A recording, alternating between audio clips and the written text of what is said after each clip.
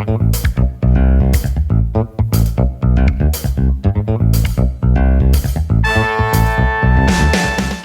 is John Zaninovich. Welcome to Move My Mass. You'll be hearing from great guests talk about balancing life and being fit.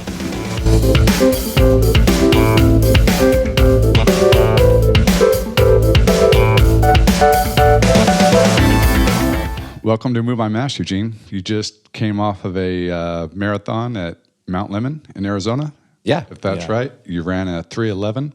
Mm-hmm. That's a crazy time. So it's so nice to have somebody in here that just came off of a race and gets to talk about it fresh instead of, 6 months ago or whatever. This is a fresh race you just completed. Tell me about it. Did it go as you wanted? And so tell me how it went. It went really well. I gave it my all. Disappointed in the time. I didn't quite meet my goal, but I'm proud of what I did out there. Ran a 3:11, right? Yeah, absolutely. Yeah. 3:11:42. Which is fast. Maybe you didn't hit your goal, but that's fast time. It is what it is. Yeah, it was a lot faster than what I could do a couple years ago, that's for sure.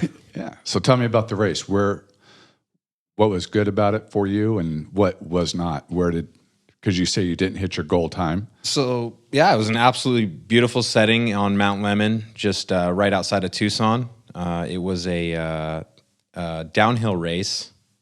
Spent just over 4 miles climbing, about 600 feet, and then dropping from about 8,000 feet to about 2,200. So quite a big downhill. Yeah. What's a normal marathon? Is it, do people go into them saying, oh, I want to run a marathon that climbs a lot. I want to run a marathon that descends a lot. Are there strategies to that? Or is it, how'd you pick this marathon? I picked this marathon because in training, I set my goal. I wanted a goal of a 3-hour marathon. I set that a few years ago. And when October, I ran a half marathon here in Bakersfield, and I realized based on my training and where I was at, I wasn't going to be able to hit that goal this year as I forecasted. So I switched my goal from a close by marathon into that was flat to downhill. I think typically most runners run them flat. Downhill's a little bit risky with injury. So a lot of runners will blow up. I felt that I had a strength downhill, just comparing myself with some of the guys I run with. And so I chose that to, I guess, cheat the system and get a few minutes from that gravity. Yeah, but you say it's cheating the system. I don't run a lot, but downhill running is not easy. It's not at all. It sounds easy. Everybody, if I'm going to go run, I want to run downhill. It's not. It's a lot of pounding. It is. It's been really fun for me over the last few years. I've also done a lot of strength training, and what I've noticed is some of the stronger guys can handle the pounding a lot better. I handled the pounding exceptionally well. I didn't really have any problems with my legs, but it's definitely something for certain people. I was just told by a very well-known racing coach that it's almost a different sport altogether. Your heart rate's a little bit down, and it's really all about strength. Okay. To do the downhill racing. Yeah, absolutely, yeah. Calling it downhill, but it's not downhill. It's just, you're saying there's more descent than in a normal race. Exactly. Yeah. And let's say it was flat. What do you think your time would have been on a flat course today? I think if I would have done it flat, I probably would have ended up with the same time. I might have been able to save a minute or two. I had some issues with the initial ascent, and then just the last couple miles, which I don't really remember, lost a few minutes there, just in the fog, seeing stars. Yeah. How many marathons have you done? This is my second marathon. And what are your normal long runs for training? So over this training, we would do over the weekends anywhere from 16 to 22 miles is typically what we did in the training program. A lot of hill climbing, a ton of hill climbing. And we try to integrate as much marathon pace runs as much time as we can at the marathon pace is the goal. Yeah. And how often are you running those long runs? Every Saturday was a long run. Okay. But that being said, what I thought was crazy a couple years ago is, we would run 13, 14 miles on a Saturday or on a Thursday. So, right. before work, and that was, I guess, no longer considered a long run for me. Right. But yeah, there's quite a bit of mileage each week. Yeah, that is a lot. So you've run 2 marathons, you've done numerous, obviously, long runs and training. Do you hit a wall anywhere? Do you have a typical, all right, at mile 15, I am going to hit this wall? I've been really blessed in that respect. I haven't hit the wall too much. I'd say the biggest wall I hit was, the last 3 miles in this marathon. Over the course of training, we ran, I think over 65 miles a few weeks. And I did each training run in the program, every single mile, with limited issues. I never had to stop a run, so I was blessed in that respect. Yeah, that's a lot of running. What got you into it? What got you into long distance running? So the running, I made a decision to get into fitness to improve my life. And part of that was just, running a few miles here and there. My employer sponsored the Bakersfield Marathon for a few years, so I was kind of obligated to run the 5K. I did that, I think, in 2017, and one of my colleagues that I swore I could have beaten passed me up at the end, and that kind of lit a fire under me. I said I'd never run again unless I could beat that guy.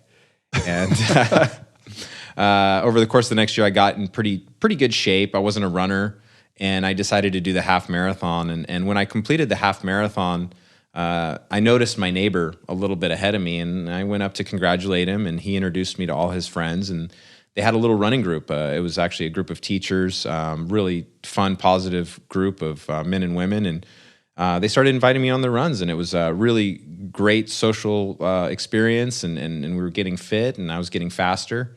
And so I fell in with a run group, and that's been, more or less what has inspired me is running with other people, having people, much faster, much more experience in front of me, and just trying to catch them. It's been a lot of fun.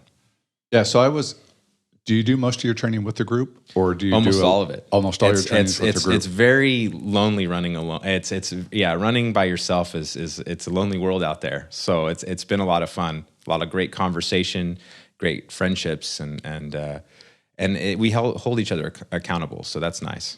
Yeah. So are these early morning runs, or do you run in the afternoon?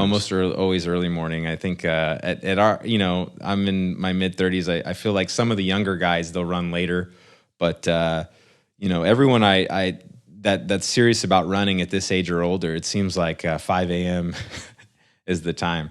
You're actually shoes on the ground at 5. Shoes on the ground at 5 during the week, and Saturday long runs will usually start at 6. Yeah.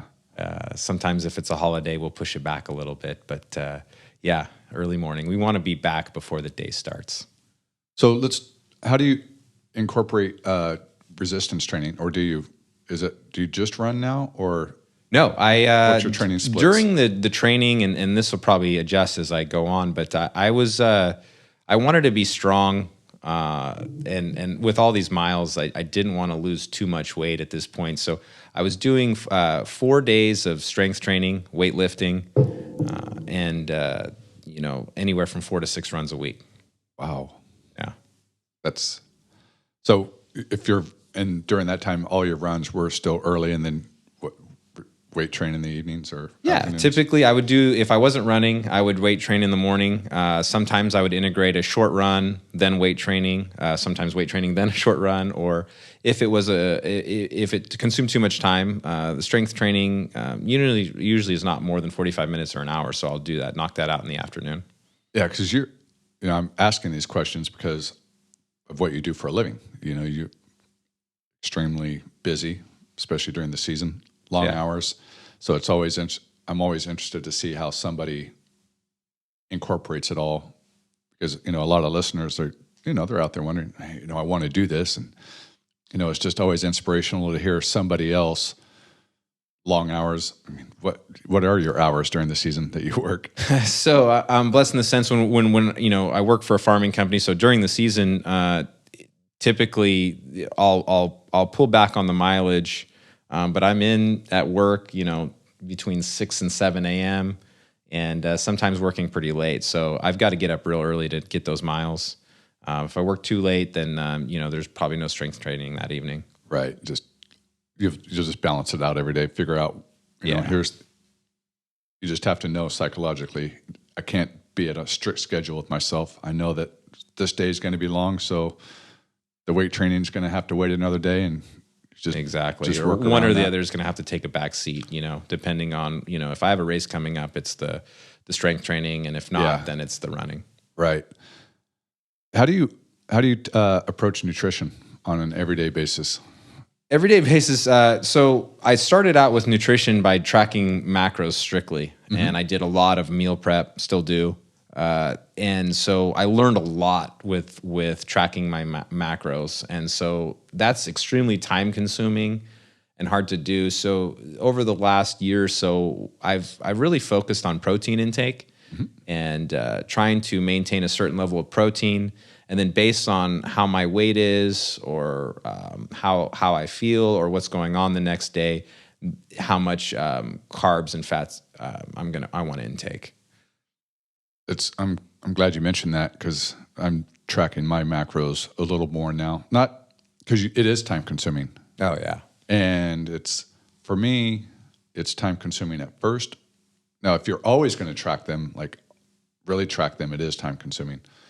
But after a while, most of us eat the same things week in and week out. So you don't have to track anymore.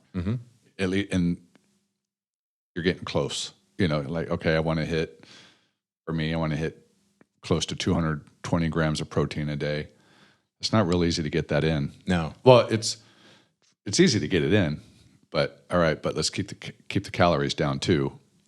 So that's not always an easy thing. It's easy once you've done it for a while, but at first, when you start tracking, you're like, okay, how am I going to get these in and keep the calories down? So it is time consuming. So it's interesting to hear you say that you do it. Another thing I haven't had success with personally is meal prepping. I try it. I've done it numerous times. And I'm like, I just end up throwing too much away because somebody wants to go out to lunch, or I'm not where I thought I was going to be at lunchtime, so the meal isn't with me. So I end up grabbing something else. And I'm like, I just always threw too much food away, so I always stopped. But it's working for you? Yeah, I struggle with it, but it's definitely an acquired skill. I've spent, done a lot of it, and definitely thrown away a lot of food. It's funny. I'll bring a bunch of food to work, and if on Friday I don't have any to bring back home with me, that's always a good feeling. But over time, I've kind of learned where I'm at, and I've really minimized the waste. And that's been good. And I've learned also, what I like to eat. Sometimes when you meal prep, you're like, well, I'm going to eat, really good and cook food that you don't want to eat. Right. So I've learned what meals work for me and what don't. I was doing a lot of chocolate protein milkshakes, and I struggle to even smell one of those right now. I've had so many. But that's what it is finding out what works for you routinely and mixing up it a little bit. And and then that works out really well for me. Seasoning is key. Yeah. Of course, I like to watch my salt intake. I don't like to have too much. However, it's not like I've got to season the food. And I think that's a big mistake people make when they're trying to meal prep and eat really healthy. Like, okay, it doesn't have to be completely bland to be healthy. You can season that stuff up, man. Because if you're going to prep food for the week and you don't like it, absolutely. Because I'm okay with forcing it. Like, okay, I don't really want to eat that, but I know it's going to get me results, so I will eat it. But it's not necessarily sustainable long term to go that route. Yeah, that's funny that you mentioned the salt intake. I with the running, 65 miles a week, I was supplementing with salt tablets. And talking to some of the guys that were running that kind of mileage with me, I learned that they were using a lot more of that than I was. And so over the course of the training, I think the last 10 or 12 weeks of the marathon training, I really upped my salt intake. And that was very beneficial to me. I was very surprised with the effects that recovery was much better. and really not too many negative effects. I would say those salt capsules are probably the best thing ever. Yeah. That's probably the one thing that I've ever used in training and in races where I notice an effect immediately. Mm-hmm. Like, okay, things aren't working the way they're supposed to be working. You take a couple of those, and it fixes everything. You know, I mean, it doesn't fix gut issues. If you're having digestion issues during a race, that's never fun. But you know, muscles and cramps and all. It's like you take one of those, and it's a go-to drug. Yeah. And it's amazing how much salt you need. It really is. It was very surprising to me. I was a little bit worried about it, and people that aren't athletes, you know, if they saw my salt intake, they'd be like, "Whoa!"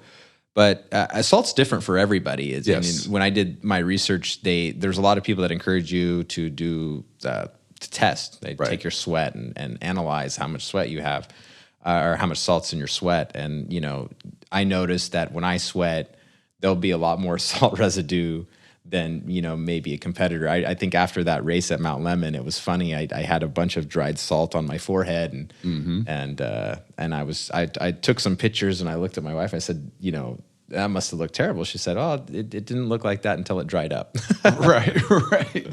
It's not the best feeling in the world to feel that all over you. When you were running the Mt Lemmon marathon, what was your nutrition approach going into that? So, you know, because we have our nutrition program during training and everyday life, but what was your plan for the race? So about a week ahead of time, I weaned off the heavy protein and started to carb load. So I was trying to eat heavy, complex carbohydrates, and so that's essentially what I did. 2 days before the race is when I did the carbo load, and had quite a bit of, you know, carbs, noodles, pastas, and a ton of hydration. I drank a lot of water. I boarded a plane. I think it took off at 7 a.m., and I can't count how many times I went to the bathroom before getting on that plane. And I looked at my wife and I said, I hope I can make it until they're in the air. When the seatbelt sign comes off, right? So I was successful there. And then the next day, the day before the race, is really, I think that's when, I mean, you've already got the carbohydrates in you. You've already got the hydration. So I took a huge step back from hydration and nutrition. So I had a carb-heavy lunch, a light breakfast, and I did not eat dinner that night. I was planning to maybe snack if I felt hungry, did not. And then I woke up race morning, and 4 hours before the start, I ate my steel-cut oats, a little bit of yogurt, and some blueberries. That's my special meal race. I actually put some ice packs in my suitcase and brought that to Arizona. TSA had some questions, but I got it over there and ate it.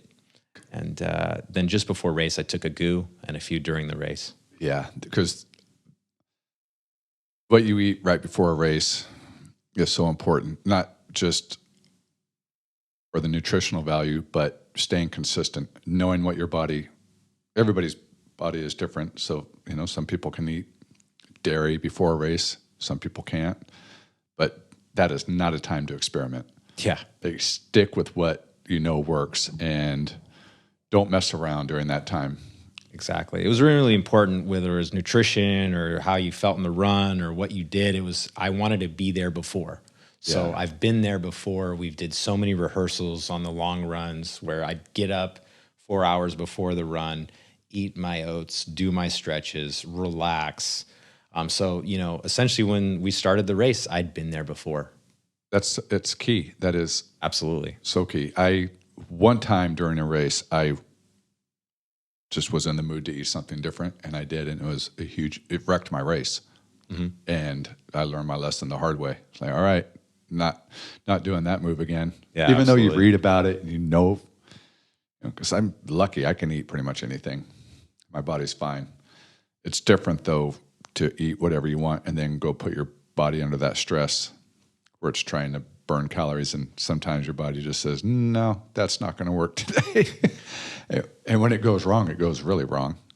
It's amazing how in tune I got with my body over the last course of training. For instance, this past week since the marathon, I've decided to sleep in a little bit, eat whatever I wanted, not care about those things, and my body's like, "What's going on?" Right. You don't Right. usually do this at this time or feel this way at this time, and but I enjoy it, and then we'll probably get back into a routine just because I enjoy it so much. So back to meal prep. You have a family. Do you just meal prep for lunch, or do you also meal prep dinners? I'll typically meal prep breakfast and lunch. Okay. So I eat a late breakfast. So a lot of times I'll be preparing those steel cut oats, eggs, some bacon. A lot of that really is what I'll prep for breakfast, and then lunches. I've really fell in with. I've found a chicken recipe that I just can't ever get sick of, and a few other things. The idea is just to cook a lot of food on Sundays that carry over through the week. Yeah. So I know what my approach is to my macros because of what I'm doing, but what's your goal on protein? So I want to eat, if I want to maintain strength, I want to be at 3/4 of a gram of protein per pound of body weight. Yeah. And if I'm trying to grow a little bit, it'll be a gram. Yeah. But with the amount of running, so you don't change it, it'll stay around that, even if you're running heavy or not. Yeah, the protein remains the same based on weight, and then I think, that's the thing. If I'm running a lot, I'll start noticing a drop in rate that I don't like, and then I'll beef up on the carbs and the fats. And what's your go-to to keep the protein up? So I'd like to go natural with the meats and the food, but obviously that's a lot of protein to be eating that way. And also, if you're not trying to gain weight, it's tough to eat that amount of protein and with the fats and the carbs that come with it. So it'll be supplements, protein drinks, shakes, protein bars. So, that gets quite expensive. So I'm always looking for a deal on protein supplements. Yeah, it's not only expensive, but yeah, like you say, like sometimes you get to that point where like, I don't even want to look at a protein shake. Yeah. Even if they taste good, I have one that I really like actually, but still just, no, I want to eat my protein, please. Exactly. So yeah, the shakes have really kind of grown tired of them. So I stuck with a brand that's very reputable.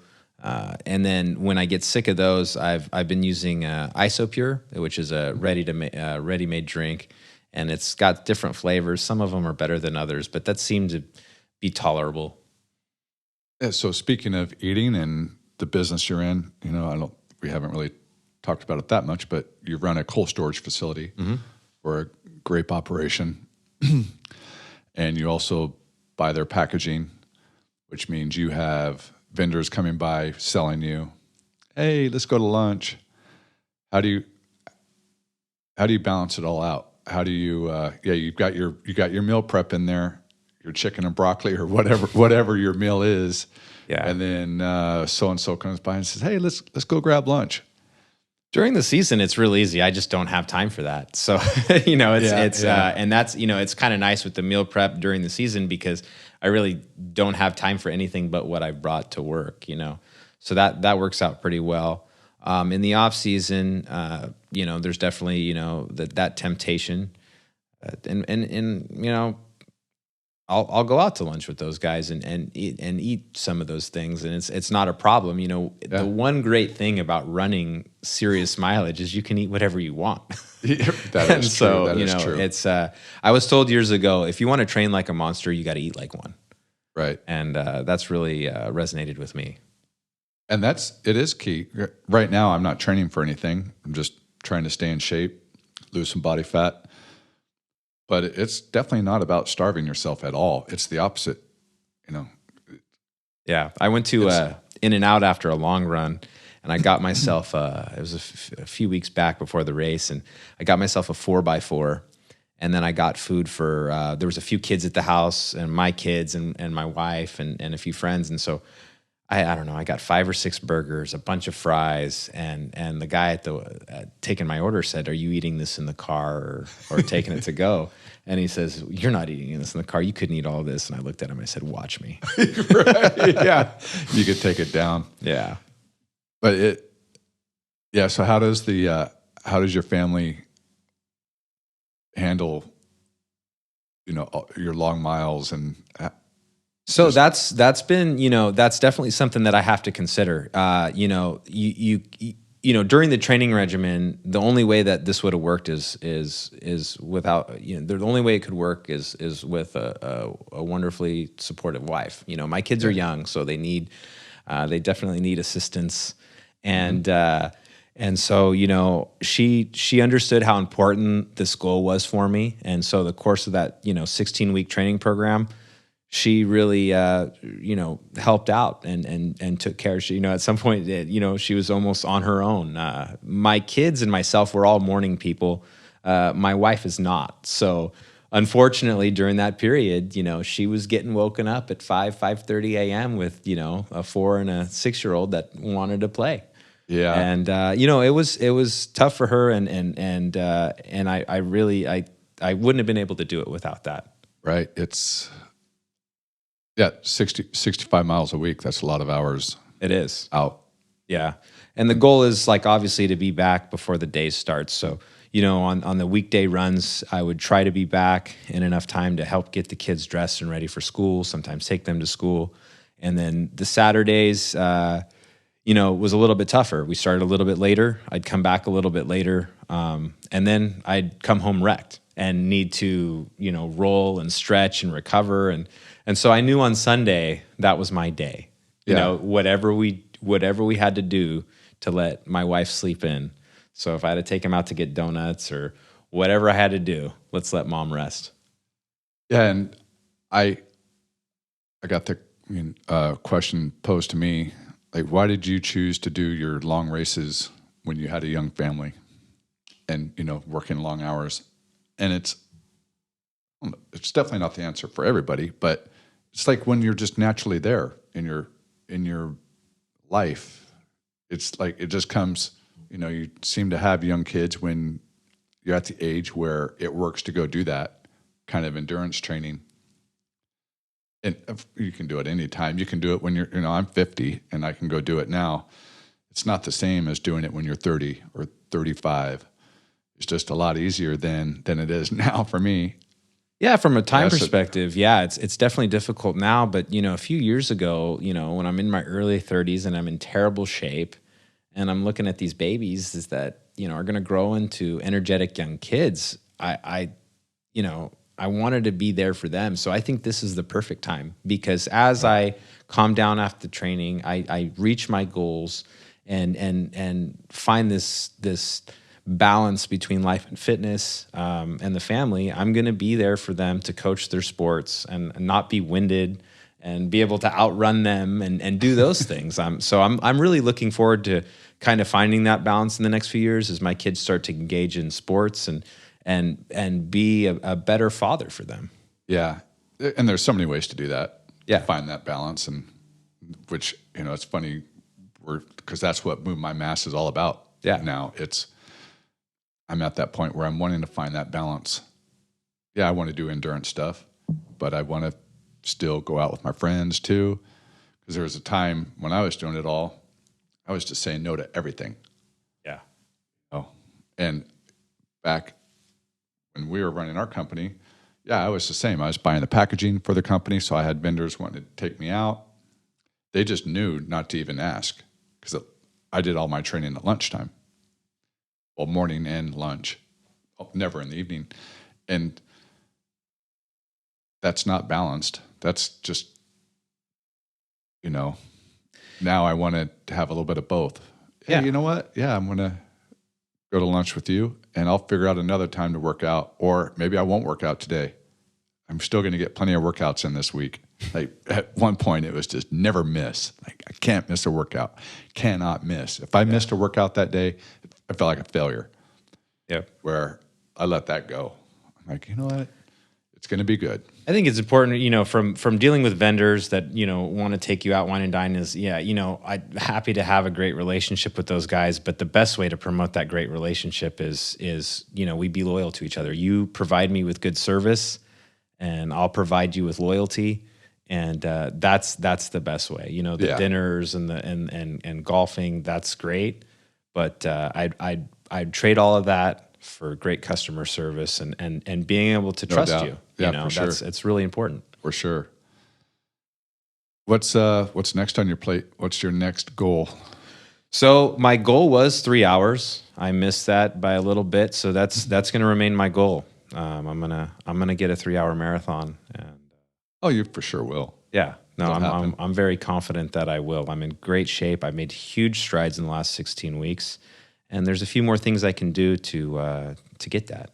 What do you have a specific race you have in mind? Where it's I going don't. to happen?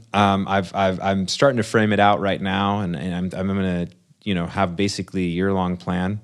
There's some corners that I cut, and I'm going to go back to the drawing board and do the right thing. There's, with running, I think one of the reasons, I enjoyed this and I thought that I could do a 3 hour marathon is because you see so many people do it. You do the work, you hit the goals, the micro goals, and people that couldn't do it are doing those things. And so I'm gonna go back and fix those corners that I cut, and hopefully a year from now I'll be able to succeed.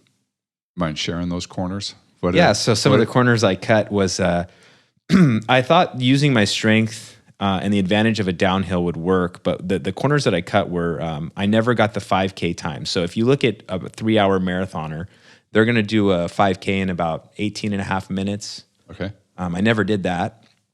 I'm not sure what the time that you'd want to do a 10K. But now, you never hit that time, or you never attempted a 5K? I never hit that time. I've done plenty of 5Ks, and I've definitely hit the 18 and a half minutes on a downhill. But on a flatland 5K, I never got the time required to be that type of athlete. So part of that is I went ahead and hired a coach and I'm going to do it the right way. I'm going to get my 5K time down, my 10K time down, a half marathon, and I'm gonna do a 3 hour marathon. So, stupid question here coming, but you're talking about just working on speed work. Essentially, when we're talking about the shorter times or the shorter distances and getting those times down. Am I saying that right? You're focus more on speed work instead of endurance? I would argue that, a 5K and a 10K, that's definitely, it is endurance. I mean, the 3 miles of redlining, but part of that, when I think of speed work, I'm thinking about running with my running group on Tuesdays. On Tuesdays, we do speed work, and that's short intervals from anywhere from 200 meters every once in a while up to 12. I think we've done a few mile speed works, and we just go all out and get our breath back and do it again. Yeah. So back to my silly question, because I don't know how to improve. All I know is I've run to finish a certain amount of distance. Mm-hmm. Not going to be fast, so I've never really concentrated on speed or 5K times. But so doing that speed work on Tuesday, that's the goal of aiming for that faster 5K time? Yeah. It's the goal of building that cardio base. It's amazing what you can do. We'll do, several reps, say we'll do 6 1200s. And, on the second one, you're like, there's no way I'm going to last. And you're running back and forth with a group of guys, chasing them. And all of a sudden it's done. And you kind of look at your Garmin or you look at your Strava and say, oh my God, we did this. Yeah. And you're real proud of it. It's really fun. I think Tuesdays after we're, back home, showered at work, the group will be texting each other and how much fun was that? And, there was portions of it where it felt like hell, but you're proud of what you did. Right. So what are some other corners? What are you going to work on to hit this sub 3? I think that's it. I think I'm going to work on balance, and I think the majority is working on the times, the 5K, 10K, and half marathon that I need. Also, what I gained from the second marathon, it was only my second marathon, is a lot of experience. The first marathon, I didn't know what I could do. A lot of people told me, hold back, it's 26 miles. So, I did that. I finished my first marathon probably with a lot left in the tank. I sprinted in the last 50, 75 yards with a huge smile on my face and euphoria and all that. This marathon, I was seeing stars. I could tell medical personnel was keeping a close eye on me, or I was told that. My wife was cheering me along. She told me, she had said that she screamed out, "I love you," and I totally didn't hear anything from anybody. So I know, what my body's capable of. I've been there before. I redlined it. So that kind of experience was invaluable. Let me ask you this. Do you like getting to that spot in the race where you're seeing stars? I've done that a little bit in a prior race, but more in this one. Yes, I do. I think at the time, you can't even think when you're seeing stars. But when it was all said and done, and I kind of came back and got my consciousness, and I had a smirk on my face. I did everything that I could do, and I think that's why I'm not so disappointed in my result. I was sure that if I didn't meet my goal, I was going to be disappointed. I let my group down. I failed. And I analyzed it, and I hit my nutrition right. I hit my sleep right. My legs were good. They were in shape and primed. And I gave it my all. And so I'm not that disappointed in my result. Well, especially because you're going to do it. Yeah. You're going to hit, barring injury, of course, but you're going to go sub 3. It didn't happen on the race that you wanted. Didn't happen. It was your second marathon. Yeah. To run a 3:11, I'm not that experienced in marathon running and watching people's times, but sub 3 is fast. It's not messing around. And to hit a 3:11 in your second one, all right, you missed your mark, but you're going to go sub 3. Yeah, I mean, on one hand, the 3:11 is phenomenal compared to where I was at a few years ago. I don't even think I could run a continuous mile. But then on the other hand, the encouragement, the reason I know I'm going to do it is because I run with a bunch of guys. I'm one of the youngest ones of them, and I'm one of the slowest guys in that group. And so when you see, when I'm chasing a 61-year-old and not able to catch him, that's encouragement, Right. One of my favorite things that happens to me, not my favorite things that happens to me in a race, but it cracks me up in a race, is when girls wear kits that say you got chicked, Yeah. and they go by me. Yeah. I can't help but laugh. They're studs. Yeah. They're out there crushing it, but it just cracked. Yeah. So I know that feeling of I can't catch that person, or this person passed me, and you're giving it your all, but it's so fun to talk all this stuff and to know that you're gonna. How far out do you think is your next race? Even though you don't have are you going to wait a year, or how far? So I'm going to do a half marathon in about 12 weeks. The group of guys, and if anybody's listening to this and wants to give us a run for our money, in 12 weeks, the Judgment Day half marathon. The group that I run with, we call ourselves the Greyhounds. Is we're going to be out there and we're going to give it our all. And I hope some other team or group can challenge us. They do a cross country style format, points accumulation. So. We're all about it. We're gonna go out there. I'll do that half marathon, and then probably after that, that's when I'll start focusing on the 5K, 10K. Excellent. Well, thank you so much for coming on. Absolutely, this was a lot of fun. Wishing you luck on your next race. Great. Can't wait to follow it and watch you hit the mark. Yeah, definitely. You're going to be sharing my journey with everybody, and I think one last thing I want to point is if I can do it, then anybody can. And that's kind of the one message I want to convey to everybody. Anybody can run a marathon, or anybody can go sub 3. If I can't go sub 3. Maybe not everyone can go sub 3, but I was very slow, and I couldn't run. I could hardly run a mile a few years ago, and now I like to consider myself fast. So yeah, no, anybody can do it. That's excellent. That's awesome. Inspiration and encouragement for people. That's great. Absolutely. Thank you again. Yeah, thanks for having me on.